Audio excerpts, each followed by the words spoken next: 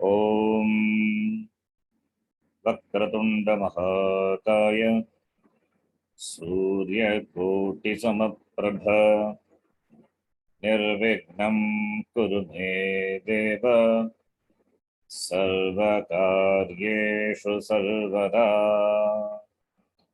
Saraswati Namastubhyam Varade Kamarupini Vidyarambham Karishyami Siddhir-bhavatu me sada. Gurur Brahma, Gurur Vishnu, Gurur Devo Maheshwaraha, Guru Sakshat Param Brahma, Tasmai Shri Gurave Namaha.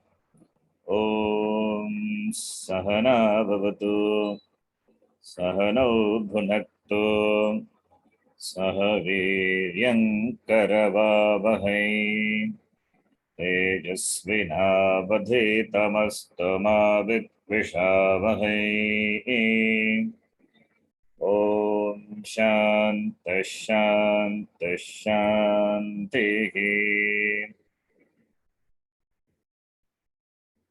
Introduction to the Bhagavad Gita. It is said that a human birth is not easy to achieve. Jantunam narajanma durlabam ataha umstam tato viprata. In Viveka Chudamani, Shankara Bhagavad says, Jantunam narajanma durlabam. The human birth is not easy to achieve. Why it is not easy to achieve? Because there are 8.4 million species in the world. Among them, human being also one species.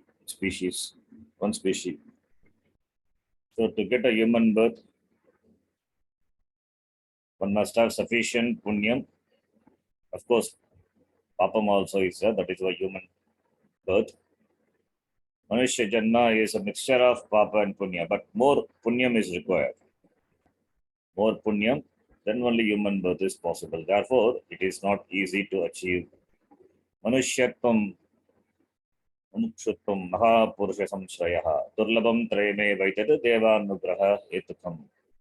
Again, in Viveka Chudamani, Shankara Bhagavad says, Manushyattvam, the status of being a human being is not easy. It's rare, it is difficult to get. That's what he says here. A human birth is not easy to achieve. If we look at it from an evolutionary standpoint, there are millions of years between the ape and the human being. In other words, the monkey did not become a person overnight.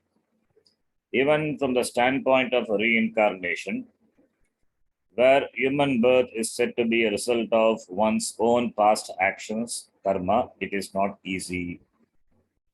And once you have this human body, whether it be due to karma or to the natural selection inherent in evolution, you are no longer in the hands of nature. You now have the rare capacity called free will to initiate a further process of evolution. The whole process then is in your hands. So human beings only enjoy free will.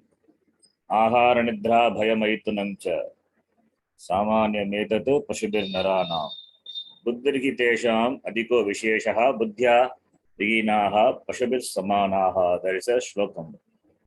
It says ahara, eating, nidra, sleep, bhaya, fear, maitunam, reproduction. These four are common for human beings and animals. But there is something which distinguishes human beings from animals. What is that? Buddhi. The capacity to think, the capacity to act. That is free will. So only human beings are endowed with buddhi. Free will is there means buddhi is there. Without buddhi, how can there be free will? So free will is there. He has got the freedom to do an action. But only human beings enjoy that. So Therefore, he says rare capacity called free will. An animal, on the other hand, is fulfilled once it survives a few years and produces an offspring. The cow, for example, need not do anything more than reach physical maturity in order to be an adult. He need not do anything to be evolved emotionally. There is no such thing as an emotionally mature cow. The only goal of a cow's life is to survive to adulthood, and as an adult to survive as long as it can. Once it has become an adult, the cow is mature in every way. So the cow is, as an example, animal is given, says here, the cow doesn't have free will. They're all this programmed. So there is nothing called emotionally mature cow. It doesn't have free will. It is programmed. It is programmed to live a life. Programmed to live a life, just sustaining its life, eating grass, then reproducing. This is how they are programmed. They don't have free will.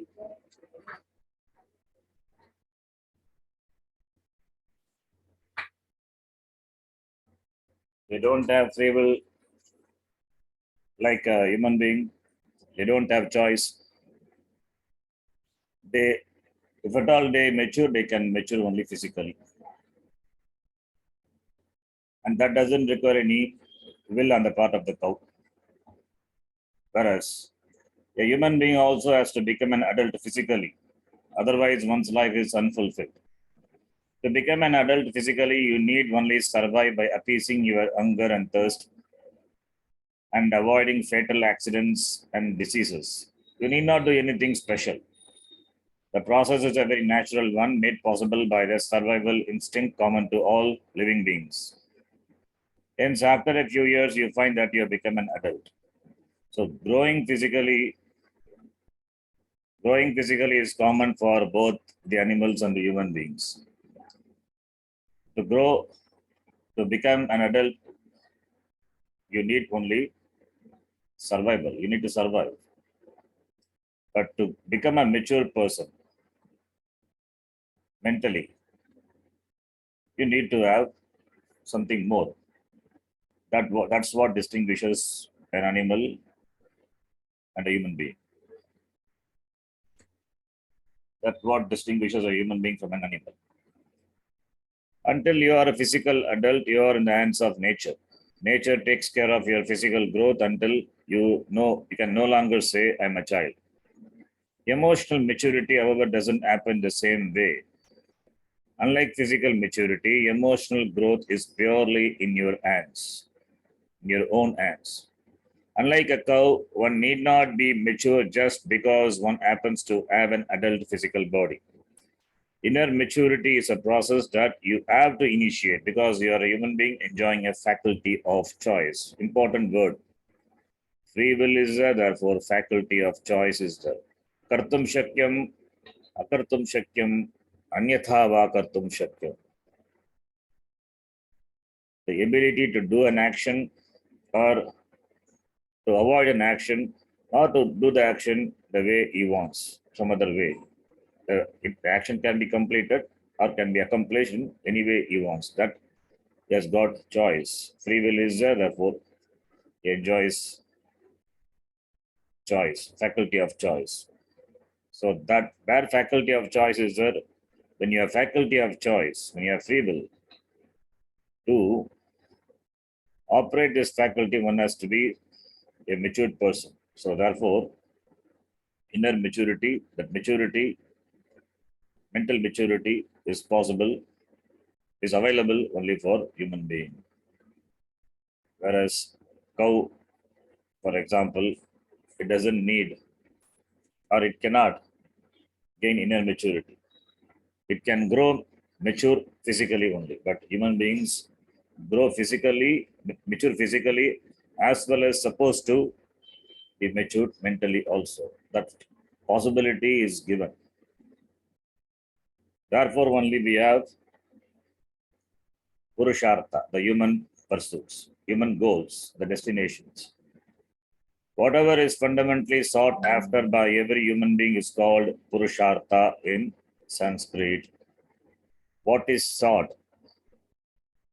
what is sought after. We call it as goal, the human destination, the goal. It's called Purushartha. Purushaihi artyate prartyate iti Purushartha. What is sought after by the Purusha is called Purushartha. Everybody runs after something in life, want to gain, accomplish something. What is that? That is the goal, the aim, the destination. It is called by the name Purushartha. Two words are that, Purusha, Artha. Artha here doesn't mean wealth. Artha means that artyate prartyate, that which is sought after. So we translate it as goal. The human goals. Purusha, Artha, Purushartha. There is no Pashvartha. Pashu doesn't have any artha. It doesn't have any goals. Only human beings can have goals. Why? Because human beings only enjoy free will and therefore the faculty of choice. Therefore, Purushartha is possible only for human beings. Although each individual seeks something peculiar, there are four ends that everyone seeks, whether he or she is an Eskimo in Alaska or someone living in a remote village in India. The universal ends most commonly sought after are security and pleasure, artha and kama. A beautiful translation of the word artha as security. Artha means wealth, but wealth alone doesn't give you security. Through wealth, you buy security. So wealth is a means by which you buy security. Therefore, it translates the word artha as security and kama as pleasure. Pleasure, that comfort, kama, the desires, the fulfillment of your desires gives you pleasure or comfort, that is called kama. So most of the human pursuits, they fall under either of these two, artha or kama. The remaining two purusharthas, dharma and moksha, to be explained below, can also be accomplished by a human being. So artha kama purushartha is well known, but dharma and moksha, since it is not mostly known, widely known, popularly known, and that has also to be accomplished by a human being, therefore that has to be explained. That he will explain, beautifully he will explain Swamiji here. And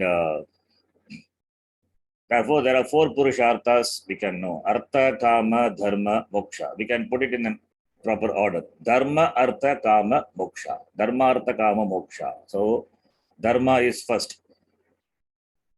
Dharma meaning righteousness, or dharma can mean punyam. There are different meaning for the word dharma, but we can take the meaning here. Dharma, the why we place in the beginning, because the artha and kama, what we are supposed, or what we gain, are supposed to be in keeping with dharma, the values, to be dharmic, to be righteous. Therefore, placing the word dharma, or placing the purushartha dharma first, dharma, artha, kama, moksha. So there are four purusharthas. So human beings can have or can enjoy, can gain any of these four purushartha. These four can be sought after. In fact, these four only are sought after universally by any human being, whether they know it or they don't know. This is what they seek. How do they know? How do these purusharthas are known? Only from the Veda. Veda only tells that there are four purusharthas. So Vedas, from Veda only we know that there are four purushartha, and Veda provides a means for accomplishing this purushartha.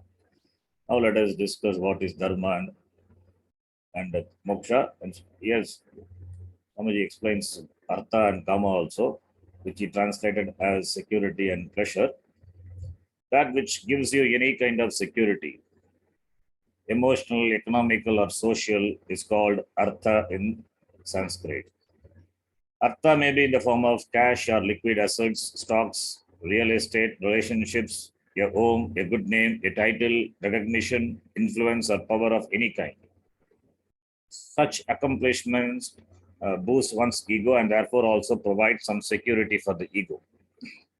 And although each person seeks various forms of security at a given time, that he or she is seeking security is common to all.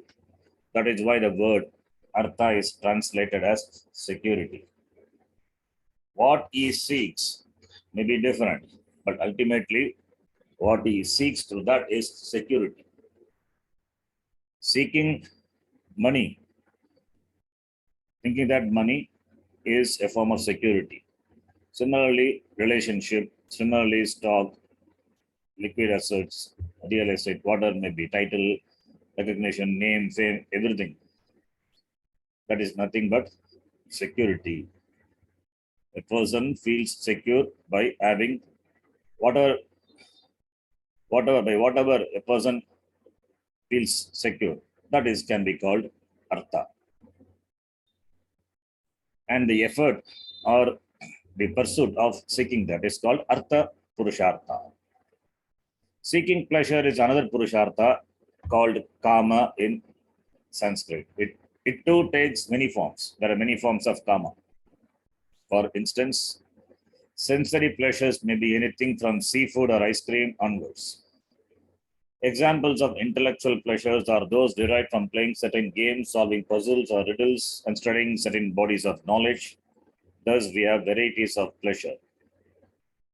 Vishayananda, that can be through senses or it can be through the mind. So, anything what you enjoy with your mind or with your senses or with your body, that which gives you comfort, seeking that is called kama purushartha. So anything that satisfies your senses, that pleases your mind, that touches your heart, and evokes in you a certain appreciation is kama. So kama, kamyante, iti kamaha, that which is sought after, and that which gives you a sense of satisfaction to your senses or mind, that is called kama. So, and the purushartha is called kama purushartha. The pursuit, the goal is called kama purushartha. So, artha purushartha, kama purushartha. Any form of pleasure you derive from your home, for example, or from a relationship is kama. Music and travel are also kama, not artha. Because by pursuing them, you are seeking pleasure, not security. Music and travel, does it come under artha purushartha or kama purushartha? They are artha purushartha only because they give you pleasure, they give you some sort of relaxation, comfort. Therefore, it is not security, it is kama purushartha only. You don't go to Hawaii or the Bahamas to seek security. In fact, you lose some security in the form of money when you go to these places. Because you happen to have some money, you travel for pleasure, not for security. So outing is not for security, it's for pleasure. Therefore, kama purushartha. So traveling, etc., all these are kama purushartha only. Even though it involves money, money is spent. Therefore, it is not for security, it is for relaxation or satisfaction or gratification of your senses. Therefore, comes under kama purushartha only. There is another form of pleasure derived from seeing the stars on a beautiful night, enjoying the sunrise, a flower, a playing child, or a beautiful painting, for example. Because this pleasure is neither sensory nor intellectual, I will call it aesthetic pleasure. Even though such pleasures go beyond one's senses and intellect, they are still kama. So, any form of kama. So, looking at the nature, looking at the sunrise, they're also a form of kama only. So, seeking that is kama purushartha. Then comes the next important purushartha, dharma. Dharma as a human end. There is a third purushartha, dharma, that is neither artha nor kama. So, Therefore, only it's a third Purushartha. Dharma is a word with many meanings, as we shall see.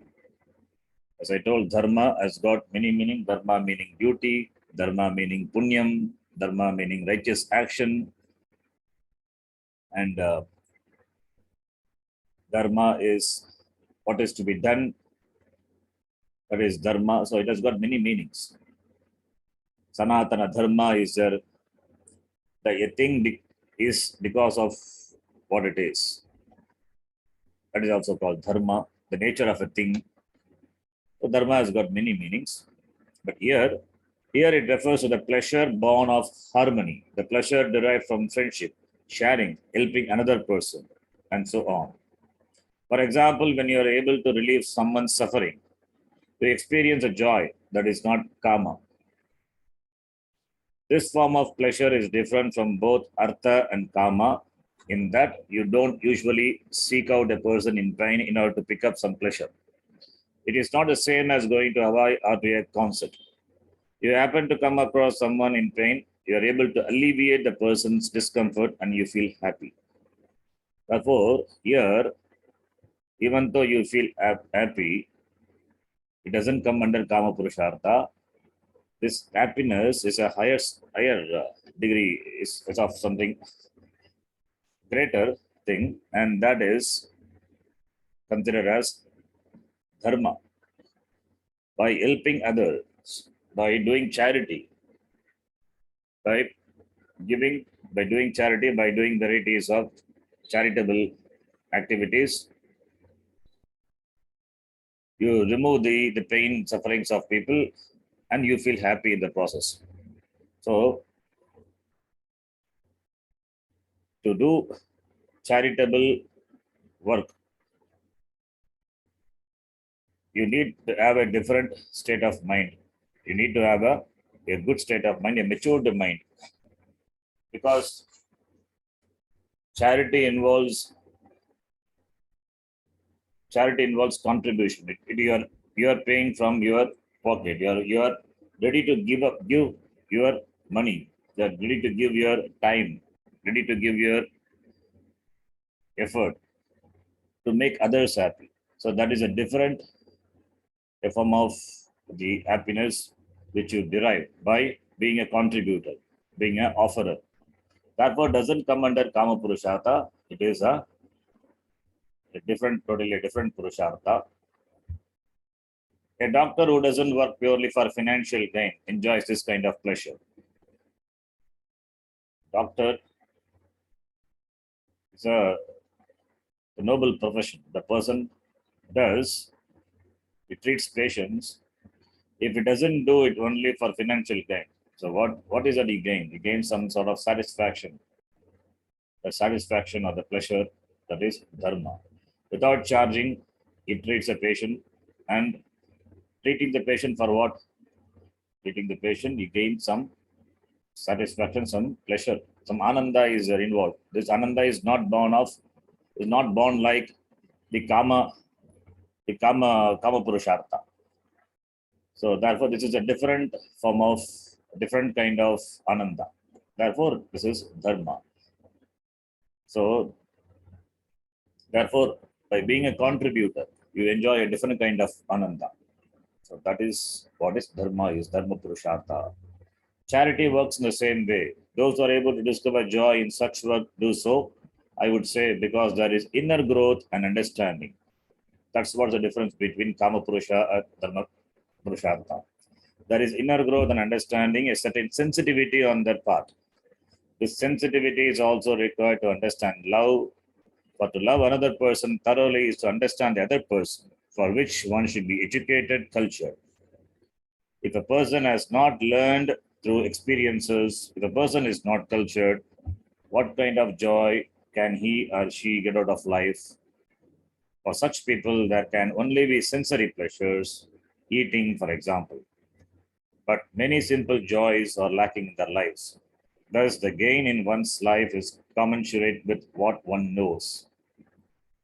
Beautifully as explained what is this Dharma Purushartha is. It's a totally a different sort of enjoyment or a pleasure. So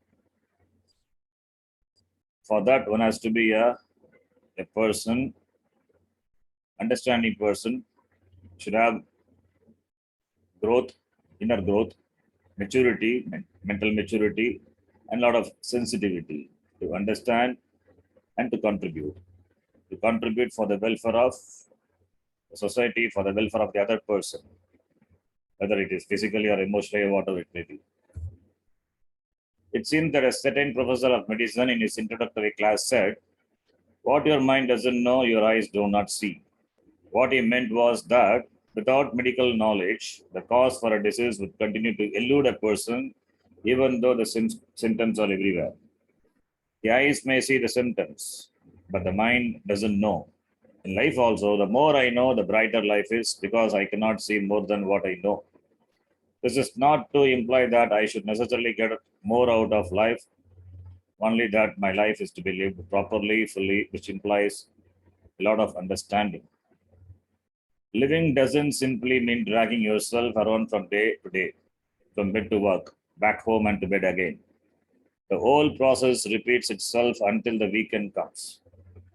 Then you drag yourself to some recreation, the hope of forgetting yourself, which is why recreation becomes so important. In fact, your whole life can be a recreation. Someone once asked the Swami, "Swamiji, do you not take any holidays? You seem to be working every day."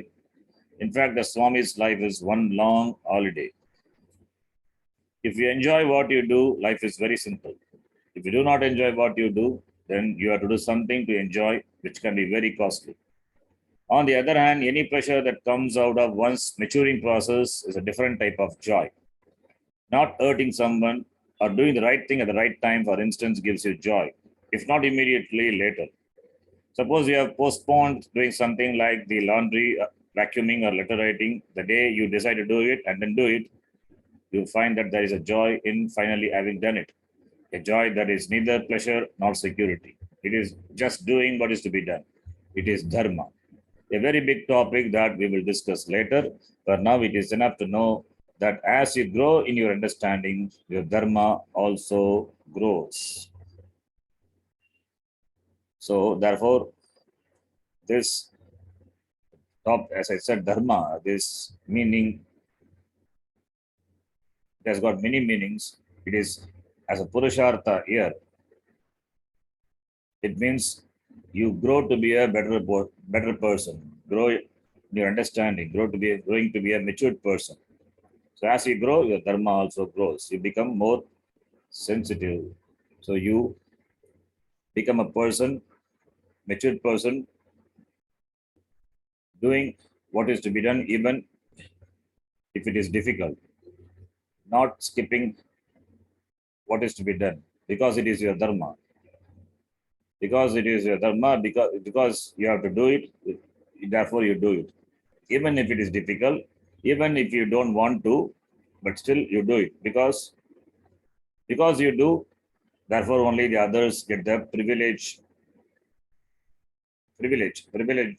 of enjoying the result of your action. So, in the society, everybody is a contributor.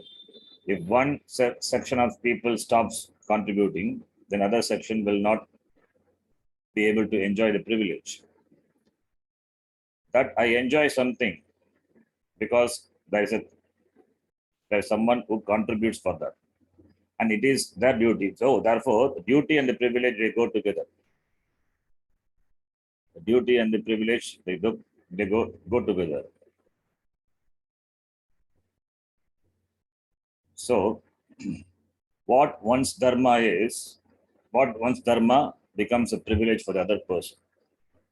So there are different sets of people in the society doing different sets of job. If one section of people doing a particular job stop doing their job, then the other section, the society will not be able to enjoy the privilege of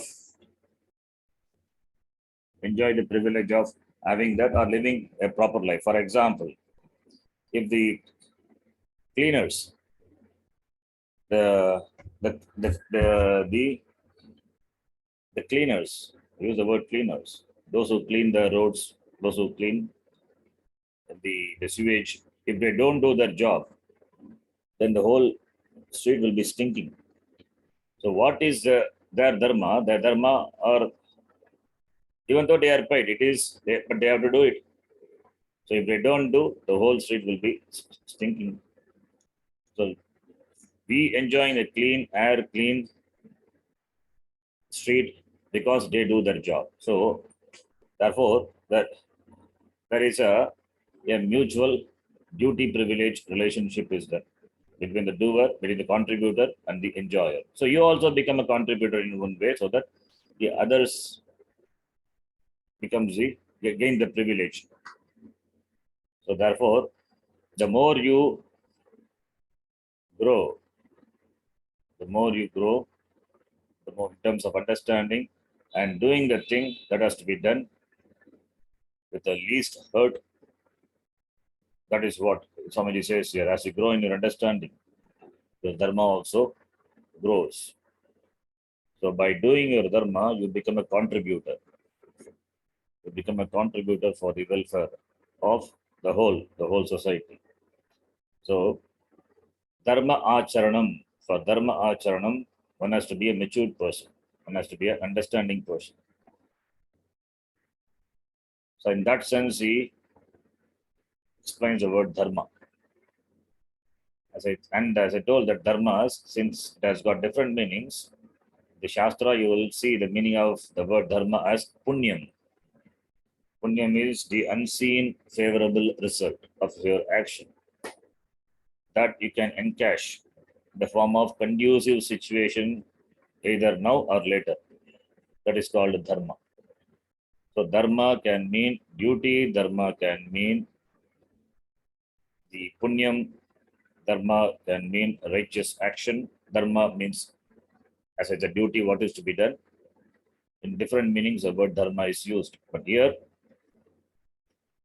the word dharma, as Swamiji uses here, that is an indicator of your understanding. So that also as a purushartha. It also to be considered as a the purushartha. A person has to grow. That's what he said in the beginning. An animal need not grow intellectually or mentally, but the emotional growth, intellectual growth is vital for human beings to be a better person. That growth, as you grow in understanding, your dharma also grows. That's what he says here. That's the connection. These then are three of the four purusharthas, artha, kama, and dharma. Because of the importance we place on dharma, the order can now be reversed. That's why he said in the beginning, dharma, artha, kama, that order would be better. Because dharma, that artha and kama, that particular purushartha, it should be in keeping with dharma. It should be keeping with your maturity, your understanding. You are a dharmic person, you are a righteous person. Therefore, the artha purushartha, what you gain, should be in keeping with dharma. The kama purushartha, what you seek after, that should be in keeping with dharma. Therefore, putting dharma first. Putting dharma first, followed by the other purushartha, that order is better. Therefore, dharma, artha, kama. Dharma accounts for your maturity. The more mature you are, the more dharmika you are. The more mature you are, the more understanding you have, the more dharmika you are. You are. That's what he said in the previous line. As you grow in your understanding, your dharma also grows. You become a dharmika purusha. In order to be mature, an understanding of dharma and conformity to it become of prime importance in one's life. What dharma is to be understood and dharma has to be followed. Thus, dharma occupies the first place among these three human ends. So, among the three purushartha, dharma occupies the first place. Without violating dharma, doing what is to be done, you pursue artha and kama, security and pleasure. This is how these three universal human pursuits are to be understood. So, if dharma is not, as long as dharma is not violated and you pursue artha and kama, then there is no problem. Violating dharma, if you give the last place, if you give last place to dharma, at the cost of dharma, pursuing artha and kama, that will be detrimental to the person individually as well as to the society. That is why the order always has to be dharma, artha, and kama. Whatever you pursue, that should be in keeping with dharma, because dharma alone maintains the harmony, the society, and also for the harmony of the individual.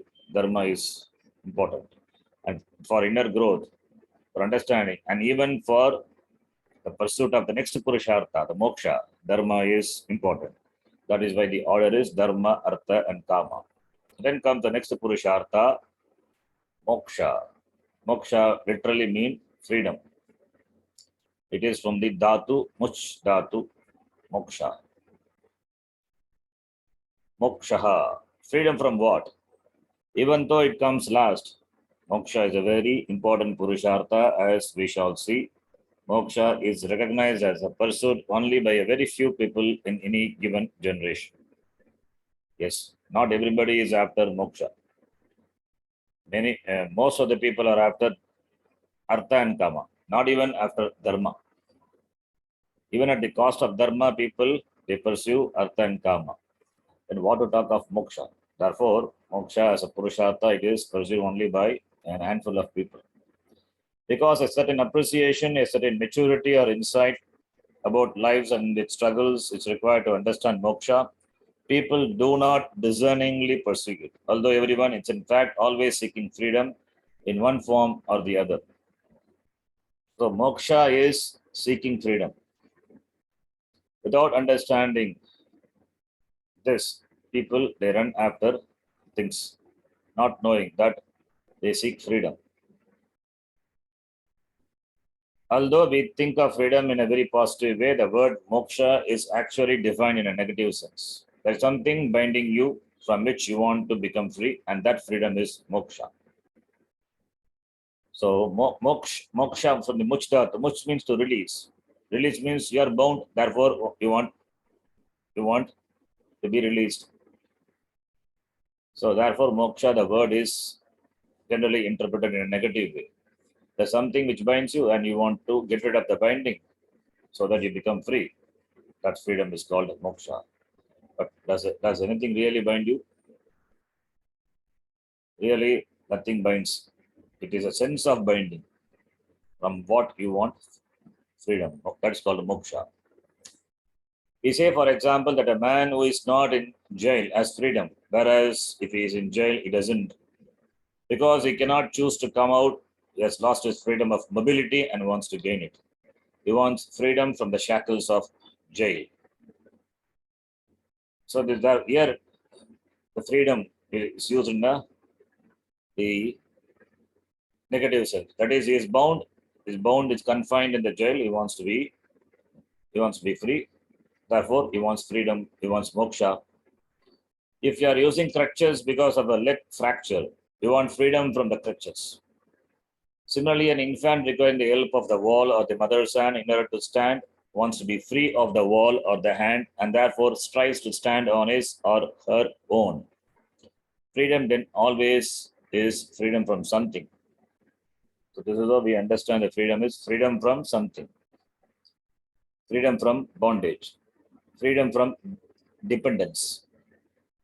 So therefore, moksha means freedom from something I don't want. Freedom from something which I don't want. And because moksha is a purushartha, a human end, common to all, wanting to be free is not peculiar to me alone. Everyone wants to be free from certain things that are common to all. So therefore, it is not a purushartha peculiar to any particular individual. In fact, everybody wants to be free from certain things. That I am attached to particular forms of security, artha, reveals a certain fact about myself, that I am insecure. You seek artha purushartha, you seek security. You seek security, that implies You are insecure. So you want to be free from being insecure. Therefore, moksha. You seek artha. You seek artha means you seek security. Why do you seek security? Because you feel insecure. Therefore, you seek security. Therefore, what do I really want? I want to be free from insecurity. Therefore, only I go after artha, go after security. That I also seek pleasures, kama, reveals that I am restless, that I am not satisfied with myself. I have to do something in order to please myself, which means that I am displeased with myself. So, artha, purushartha, kama purushartha itself implies that you require freedom from the sense of freedom from being insecure or freedom from being unhappy. So there itself, that freedom is involved, freedom from what you don't want. That's what moksha is defined in the beginning. Therefore, if you're always seeking security and pleasure, when will you make your life? There is no end to security or the artha and kama. There cannot be end to this pursuit. When will you be really able to say, I have made it? You can say that only when you see yourself as secure and are pleased with yourself. Then only you are free. Then only you have moksha. So, only when you see yourself as a secured person and you are happy being what you are, then only you have moksha. Therefore, what is moksha? Moksha is freedom from the sense of insecurity, freedom from the sense of unhappiness, not happy with oneself, but non-acceptance, self-non-acceptance. That is called moksha. Moksha doesn't mean salvation. In fact, there is no word in Sanskrit for salvation, which is just as well, since salvation implies a certain condemnation of yourself. So Swamiji doesn't use the word salvation. Nothing is there to salvage. It implies that someone has to salvage you, has to save you, which is not what is meant by moksha at all. You don't require a savior to save you. Therefore, moksha is not salvation. Moksha means freedom. The word moksha refers only to the freeing of myself from certain fetters, bondages. Fetters means bondages. The basic ones are the notions that I am insecure and that I am displeased with myself. These are the basic notions from which I want to be free. I am insecure, that's why I am after security, artha purushartha. I am displeased with myself, therefore only I seek kama purushartha. When I know that I am secure and I am happy with myself, pleased with myself always, I am the most sought person. I am happy with myself. Nothing can really make happy because my nature is happiness. Only when a person knows, then only the real freedom is. That is called moksha. So, moksha refers to the freeing of myself from certain fetters. So, therefore, the bondages are not really physical bondages. These are in only in essence, the sense of bondage. Really, nothing can bind you. That is a sense of bondage in the form of being insecure, the sense of being not happy, displeased, not happy with oneself. So that are the fetters, that are the bondages. So freedom from that is what moksha means. Therefore, understanding what moksha and then that doesn't require a savior. Nobody has, nobody is required to come and save you. What is required is understanding. I must see myself as secure and be pleased with myself as I am. This is what the understanding is. You see yourself as a secure person and pleased with myself as I am. Only then do I have moksha. So you are free only when you see yourself as a secure person, when you be pleased with yourself as you are. If I am secure and pleased with myself, what situation is going to change that? If you are secure and you are always pleased with yourself, Whatever may be the situation, you will be free. You will enjoy freedom. You are muktaha, you are free. I require no security or situational change whatsoever to be secure at peace. This should be understood well. You spend your entire life manipulating the world to please yourself. In the process, you find that 2 hands and legs, 5 senses, and a mind are not enough to contend with all the factors involved. They are just too many events and situations as well as natural forces over which you seem to have no control. So, whatever may be the situations, if you see yourself as a secured person and at peace with yourself, you are free. So, therefore, moksha is freedom in spite of whatever may be the situations. Then, freedom is freedom from seeking. This we will see tomorrow.